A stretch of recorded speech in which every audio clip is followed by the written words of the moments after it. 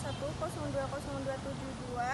Saya akan mempresentasikan tentang replik dan duplik dengan dosen pengampu Muhammad Irfan, SHI, MSy.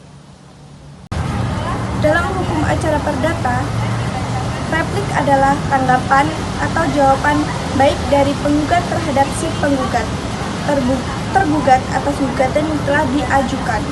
Replik biasanya berisi bantahan terhadap alasan-alasan yang dikemukakan tergugat, penegasan atas dalil gugatan, serta mungkin memuat pengakuan terhadap bagian tertentu dari jawaban tergugat yang dianggap benar. Semerta itu, duplik merupakan tanggapan tergugat terhadap replik yang disampaikan penggugat. Duplik berisi pembelaan ulang atas jawaban sebelumnya dan bantahan terhadap argumen-argumen baru yang mungkin muncul dalam replik. Dengan demikian, replik dan duplik merupakan sarana tukar-menukar pendapat yang membantu hakim memperjelas duduk perkara sebelum masuk tahap pembuktian.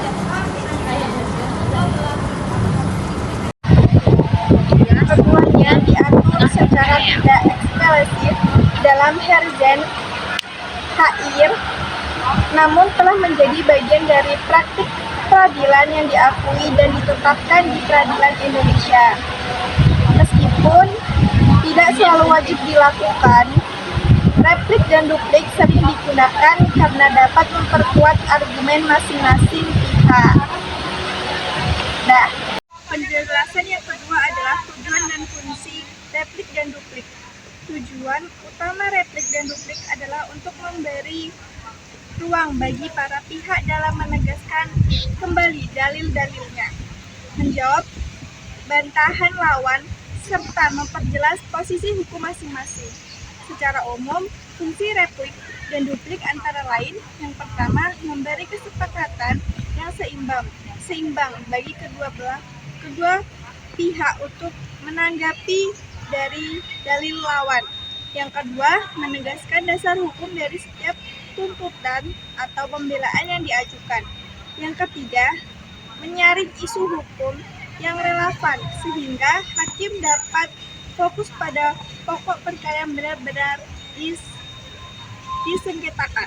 Yang keempat, mempersiapkan tahap pembuktian, karena dari proses jawab-menjawab ini hakim dapat menentukan beban pembuktian bagi masing-masing pihak. Adanya tahapan replik dan duplik, proses peradilan menjadi lebih transparan dan terarah. Hakim tidak hanya melihat formalitas gugatan dan jawaban, tetapi juga memahami logika hukum di balik argumen dari pihak. Tata cara pelaksanaan replik dan duplik.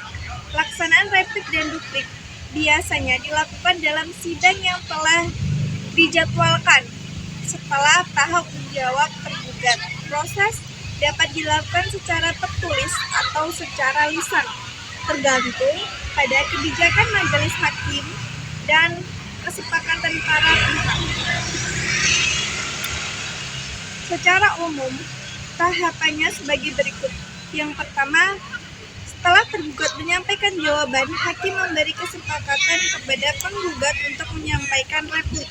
Yang kedua, setelah itu tergugat diberi kesempatan untuk memberikan duplik sebagai tanggapan atas replik. Yang ketiga, jika hakim menilai proses jawab-menjawab sudah cukup, maka perkara dilanjut ke tahap pembuktian.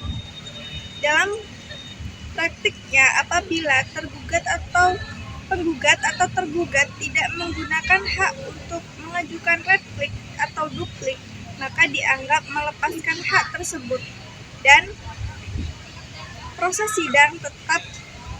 sidang tetap dapat dilanjutkan. Selanjutnya, contoh replik. Penggugat bernama Budi menggugat Adi karena wan prestasi dalam perjanjian jual beli tanah. Budi menuntut agar Adi mengambilkan uang sebesar 500 juta karena tanah yang dijadikan tidak diserahkan sesuai waktu. Jawaban tergugat Adi menyatakan bahwa tergugat menyerahkan tanah terjadi karena bencana alam dan belum adanya sertifikat tanah sehingga bukan wan prestasi.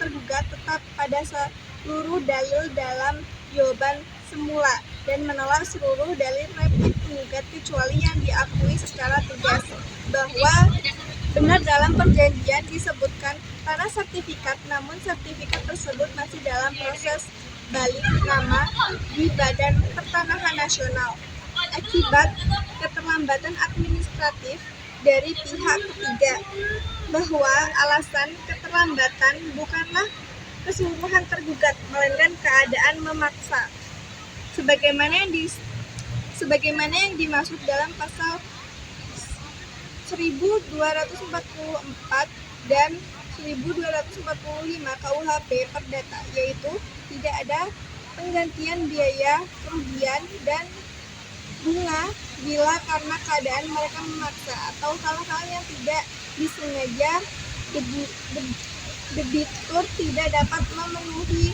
praktiknya. Oleh karena itu, dalil wan prestasi yang disampaikan penggugat tidak beralasan hukum dan harus ditolak. Tergugat memohon kepada majelis hakim untuk menolak seluruh gugatan penggugat dan menyatakan tergugat tidak bersalah atas keterlambatan penyerahan tanah.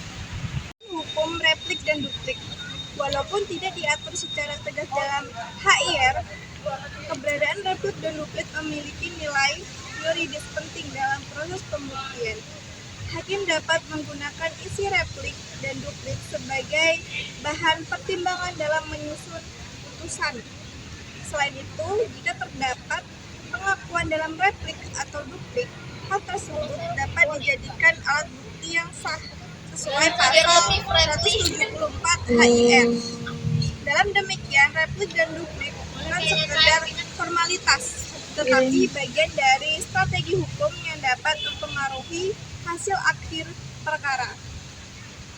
Kesimpulannya, dari pembahasan di atas dapat disimpulkan bahwa replik dan duplik merupakan tahapan penting dalam proses peradilan perdata yang berfungsi sebagai sarana bagi para pihak untuk saling menanggapi dan memperjelas dalil hukum masing-masing.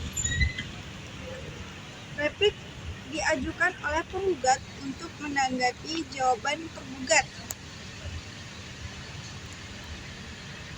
sementara duplik diajukan oleh tergugat untuk menanggapi replik tersebut. Keduanya tidak hanya sekedar formalitas, tetapi merupakan bagian dari dinamika argumen hukum yang membantu hakim memahami dengan lebih jelas pokok perkara-perkara yang disengketakan.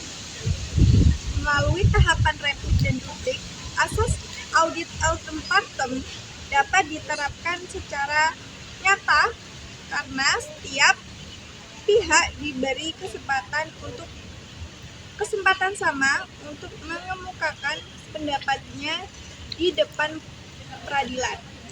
Hal ini menunjukkan bahwa sistem peradilan Indonesia menjunjung tinggi keadilan prosedural dari prinsip keseimbangan antara hak penggugat dan tergugat. Selain itu, keberadaan replik dan duplik juga membantu hakim dalam menyusun pertimbangan hukum secara objektif. Dengan mendengarkan dan menilai setiap argumen yang diajukan kedua belah pihak, hakim dapat menentukan arah pembuktian yang tepat serta menghasilkan keputusan yang berdasarkan pada keadilan dan kebenaran hukum. Oleh karena itu, pemahaman yang mendalam tentang replik dan duplik sangat penting. Tidak hanya bagi praktik hukum, tetapi juga bagi mahasiswa hukum dan masyarakat umum.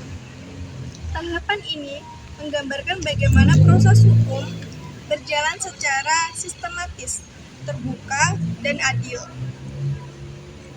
Dengan demikian, fungsi serta para replik dan duplik diharapkan setiap pihak yang